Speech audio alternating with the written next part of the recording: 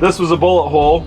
I kind of liked it because the glass was still staying together and it was kind of aimed right at the passenger's head, which I just thought was funny. But all these new ones are from us slamming the door because we can't get it to latch properly. We've replaced these latches already a couple times. And at the end of the day, they're all junk. There's an upgrade for them.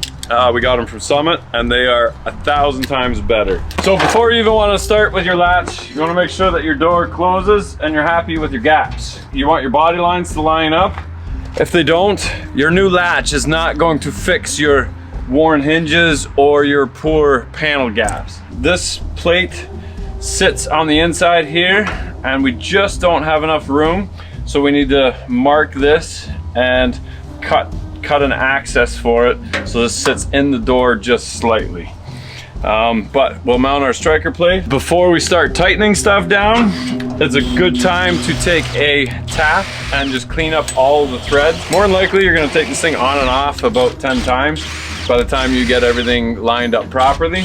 So if the threads are nice and clean, it comes in and out nice and easy. That'll really help to keep the stress level down. Once the threads are nice and clean, you can put the striker plate on and the pin goes up and towards the back with the indent going out. Now when you're drilling out the broken bolts, the trick to it is you just got to hold your tongue right. If you don't hold your tongue right, you're going to slip sideways and it's going to make a mess and you're going to break your drill bit. Okay, so this lever, which is the one that connects to your handle on the inside, bolts to that hole in your latch, but this has a giant hole in it to allow for the other one to clip in. We don't need that anymore, so I'm going to drill a new hole, just giving me enough meat to make sure that the bolt hole doesn't rip out at the end, and then I'll just cut the extra off. Keep the hole a little bit lower because we're going to have some clearance issues in this little corner here. Now we just need to make this fit. There we go, I'm gonna go that way. So roughly this is what it looks like. I just gotta cut that out. You wanna leave as much steel here as possible. Keeps the door nice and strong, but we do need to make room for this really nice latch. My lever just might hit here.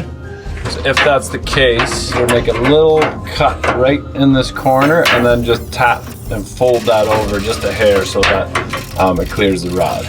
Okay, so from here, it's just a matter of moving everything until it opens and closes properly. And there you have it. That is how you keep your kids from falling out of the truck as you're driving down the road. Now, one more thing, I'm not sure about what color should we paint it. I'm just kidding.